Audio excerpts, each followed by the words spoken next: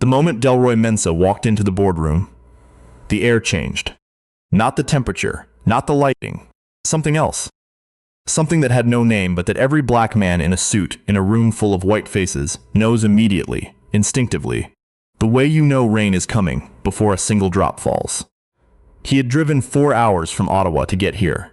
He had ironed that shirt himself at 6 in the morning in the bathroom of a Holiday Inn because the iron in his room was broken and the one in the lobby worked. He had eaten a granola bar in the car because he didn't want to risk a coffee stain. He was prepared. He was always prepared. That was the thing about Delroy. He had spent 31 years being prepared for rooms that weren't prepared for him. The boardroom was on the 22nd floor of a glass tower in downtown Toronto. Through the windows, you could see the lake, flat and gray-blue in the early October light. There were 8 people already seated when he arrived. 8 people in expensive chairs, with expensive watches, and the particular kind of stillness that wealthy people perform when they want you to feel the weight of their attention. Delroy Mensah was 53 years old. He had founded his logistics company, Meridian Cross, in a 2-bedroom apartment in Hamilton in 1998 with $12,000 and a used cargo van. By 2007, he had 40 employees. By 2015, 400. By the time he walked into that boardroom in Toronto, Meridian Cross operated across 7 provinces and 3 American states, moved goods for some of the largest retail chains in the country, and was valued, conservatively, at $240 million. He did not look like a man who owned a $240 million company, because he looked exactly like himself. A tall, broad-shouldered Ghanaian-Canadian man in a well-cut charcoal suit who had driven 4 hours to shake someone's hand. The someone in question was a man named Clifton Barrow. Clifton Barrow was 61, and he had the particular confidence of a man who had inherited his first advantage and worked hard enough since then to convince himself he had earned all of it. He ran a mid-size manufacturing firm called Barrow Industrial out of a building in the Portlands that he had bought at the right time and renovated at the right time, and which was now worth more than the business itself. He was the kind of man who always sat at the head of the table, even when it wasn't his table. He was doing it right now. The meeting had been arranged through an intermediary, a broker named Miles Atchison, who had connected the 2 companies months earlier, pitching a potential acquisition that would give Barrow industrial distribution capacity it desperately needed and give Meridian Cross a foothold in the manufacturing sector it had been eyeing. Miles had done his job well. Both sides had reviewed the numbers. Both sides had sent preliminary signals of interest. This meeting was, as Miles had told Delroy on the phone, a formality. Shake hands, confirm intent, let the lawyers start talking. Delroy walked to the head of the table, extended his hand. Clifton Barrow looked at it. Not briefly, not the quick glance of a man distracted. He looked at Delroy's hand the way you look at something you weren't expecting to find on your desk. And then he looked up at Delroy's face, and then he looked back down at the papers in front of him. "Let's get started," he said. The room was quiet for a beat longer than it should have been. Delroy lowered his hand. He did not look around the room to see if anyone else had noticed. He already knew the answer. In rooms like this, everyone always notices, and no one says a thing. He sat down. He opened his portfolio. He was still prepared. If you've never had your hand ignored in a professional setting, it might be hard to understand what it actually feels like. It's not like being insulted out loud, where you have a clear, undeniable thing to respond to. It's more like a crack in the floor that you weren't supposed to notice. Small enough that the other person can always say later they didn't mean anything by it. Small enough that if you brought it up, someone would tell you you were being sensitive. It plants a question. Did that really just happen? And then a worse one. Does it matter if I'm not sure? Delroy Mensah had been navigating that particular doubt for 5 decades. He had learned a long time ago not to let it settle. The meeting began. Clifton's team presented first. Distribution gaps, supply chain bottlenecks, projected cost savings from a merger. The numbers were solid and the presentation was slick, put together by a woman named Renata Foss, who clearly knew the material far better than the man she was presenting it for. Delroy listened, made notes, asked one question about liability transfer that made Renata glance at Clifton before answering, which told him something. Then Delroy's side went.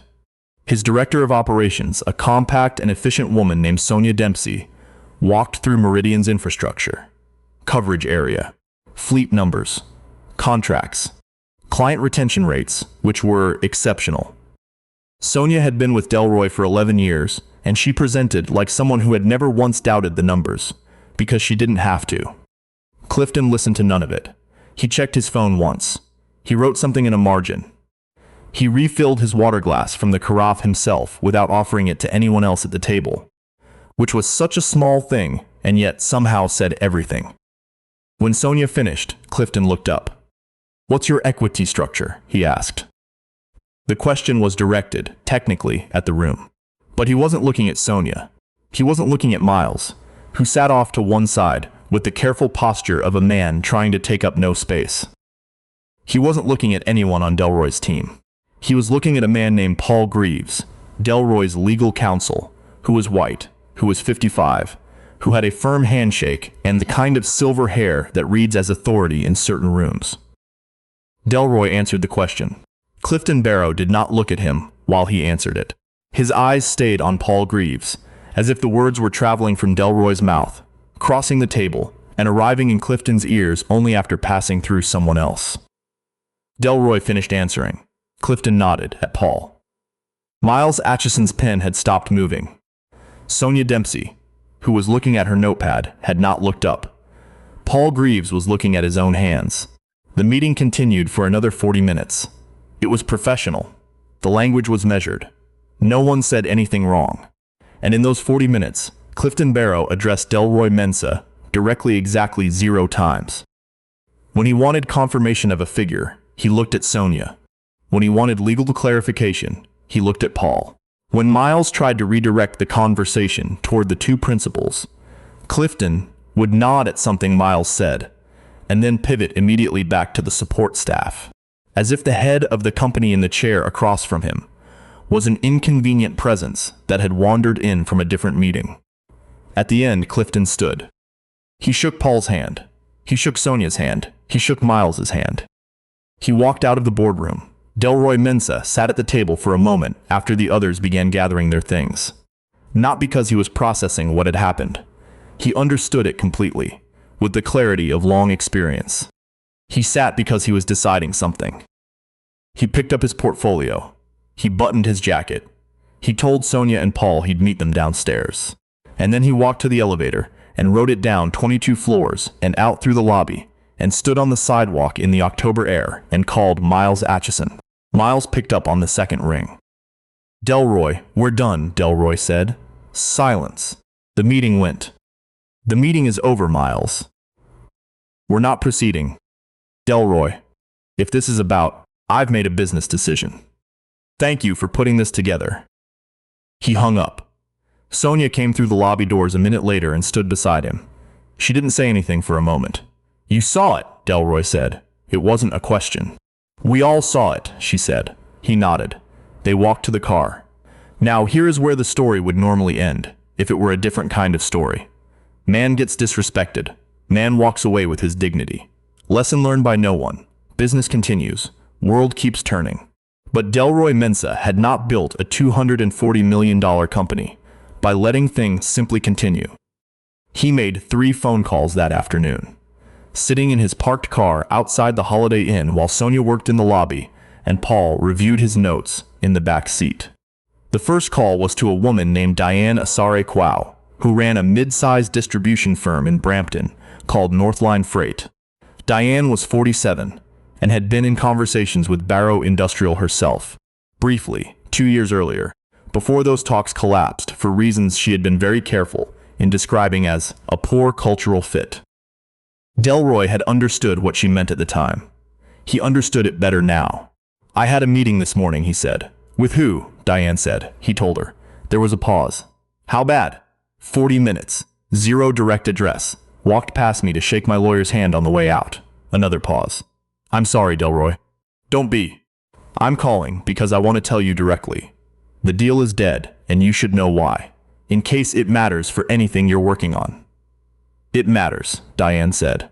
The second call was to a man named Terrence Wall, an institutional investor based in Calgary who had been quietly exploring whether to take its stake in Barrow Industrial as part of a broader manufacturing portfolio. Terrence was not black. He was methodical and precise and deeply uninterested in doing business with companies that carried undisclosed liability, which is exactly how he would describe it when Delroy, very calmly and very factually, told him what had happened. "I'm not making a complaint," Delroy said. "I'm sharing information. You can do with it what you want." "I appreciate that," Terrence said. And he meant it. The third call was to his own board. He told them the acquisition talks with Barrow Industrial were concluded. He cited strategic misalignment. He said nothing else because he didn't need to. After the third call, he sat in the car for a while longer. The October sun had dropped behind the buildings, and the light on the street was that particular end-of-afternoon gray that makes a city look like it's already remembering itself. He had not made those calls out of anger. Anger, in his experience, was a fuel that burned fast and dirty and left residue. What he felt was cleaner than that. It was the simple, considered removal of himself and his resources from a situation that had communicated, without ambiguity, that he was not seen. He had spent 31 years earning the right to decide who deserved his business. He was exercising that right. He drove home. What happened next took time, the way real consequences usually do. Terrence Wall did not invest in Barrow Industrial. He moved his portfolio interest to a competing firm in Mississauga instead, which had the downstream effect of taking off the table a $22 million capital injection that Barrow Industrial's expansion plans had been, it turned out, quietly counting on. Diana Sarakwao, who had her own network and her own memory, mentioned the situation to two people. Those two people mentioned it to others. It did not become a scandal. It became something quieter and more durable. A data point that circulated in the kind of rooms where reputations are actually made, where people say things like, "I heard there was an issue with how they handled a meeting," and other people say, "Yeah, I heard something about that too." And no one ever says it's a pattern. They just start choosing differently. Miles Atchison, who had watched the entire meeting from his seat by the wall, submitted a report to his firm about why the deal had collapsed. He was thorough. He cited the conduct he had observed. His firm had 3 other clients with connections to Barrow Industrial. Over the following 18 months, 2 of those relationships quietly concluded. None of this was coordinated. None of it was revenge, exactly. It was more like physics. The kind of force that operates invisibly until the accumulated weight of it becomes impossible to ignore. Barrow Industrial's expansion stalled. Clifton Barrow hired a consultant to figure out why. The consultant identified what he called reputational friction in the investment community without being able to name a specific source. Clifton told his board it was market conditions. His board, to their credit, pushed back. A woman named Andrea Sutton, who had been on the Barrow Industrial board for 6 years and had quietly kept a record of incidents that never quite became incidents, brought forward a pattern. Not that morning, specifically. A pattern. The broker meeting where a prospect had left early. The conference presentation, where 3 planned attendees had canceled the morning of, without explanation. The investor who had taken a meeting and then gone silent. Andrea laid it out carefully, and without drama, which was the only way it was going to be heard. Clifton Barrow looked at the documents Andrea had prepared. He was quiet for a long time. "I may have handled some situations poorly," he said finally. The room was quiet. What he meant, or what he allowed himself to believe he meant, was that his communication style had perhaps been misconstrued. That his preference for directness, for efficiency, for dealing with principals who he had demonstrated a certain familiarity with how things were done, might have come across as something it wasn't. He used words like inadvertent and cultural misalignment, and at one point, almost wonderingly, the phrase overreacted. No one said anything to that. Andrea Sutton looked at her documents. The meeting ended. The restructuring began 3 months later. Delroy Mensah heard about the restructuring the way you hear about most things in this industry.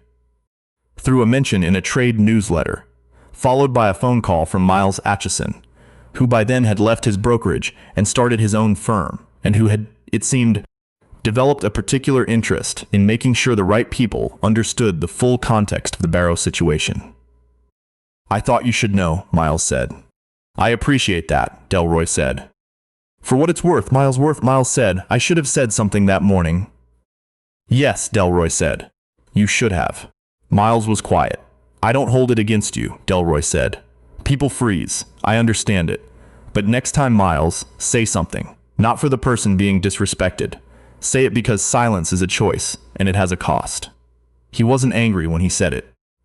That was the thing people later noticed about Delroy Mensah when the story eventually circulated, the way these stories do, quietly, and with great staying power in the communities where they mean something. He hadn't made a scene. He hadn't posted anything. He hadn't issued a statement, or demanded an apology, or performed his grievance for any audience. He had simply stopped extending the hand, stopped offering the resource, stopped placing himself in proximity to someone who had made his contempt perfectly clear in a single moment, and then had the temerity to be surprised by the consequences. Meridian Cross, for its part, continued. In the years after that October meeting, Delroy completed 2 other acquisitions, neither of them in manufacturing, both of them with counterparts who had the professional courtesy to shake his hand. He opened an office in Montreal. He launched a mentorship fund for young entrepreneurs in Hamilton, named after his mother. He spoke occasionally at conferences, not about the Barrow meeting. He never named Clifton Barrow publicly, not once, but about something broader. About what it costs a company, in real and measurable terms, to make a person feel invisible. About the business case for basic human dignity, which he always delivered with a slight edge of irony, because he found it both necessary and faintly absurd that this had to be framed as a business case at all. People in the room always laughed, a little uneasily. He let the laugh sit. The last time anyone in this story interacted in a meaningful way, it was at an industry dinner in Toronto, 2 years after the boardroom meeting. Delroy was there with Sonia and a few others from his team. Clifton Barrow was there too, across the room, older looking, quieter than people who had known him before said he used to be. They didn't speak. There was no confrontation, no loaded glance across the room, no dramatic moment. What happened was smaller than that. A young man, couldn't have been more than 26, dark-suited, clearly nervous, clearly new to rooms like this, approached Delroy near the bar and introduced himself and extended his hand. Delroy Mensah shook it, firmly, without hesitation, with the kind of warmth that costs nothing and means everything. The young man's name was Devin Antwi, and he was 3 years out of Ryerson with a startup that moved perishable goods through northern Ontario communities that nobody else wanted to serve. He had read about Meridian Cross in a trade profile. He had almost not come tonight. He said so, actually, right there at the bar, with the honesty of someone who didn't yet know he wasn't supposed to admit that in rooms like this. "I almost didn't come," he said. "These things make me feel like I'm the wrong person in the right room." Delroy looked at him for a moment. "That feeling," he said, "doesn't go away on its own, but it gets smaller. And eventually you realize it was never your problem to begin with." Devin Antwi nodded. He wasn't sure he fully believed it yet, but he filed it away. He would remember it later. In a different boardroom, in a different city, when someone didn't shake his hand, and he had to decide what kind of man he was going to be about it. He thought about Delroy Mensah. He lowered his hand. He picked up his portfolio. He left the room. And that, more than anything, is what Delroy had actually built.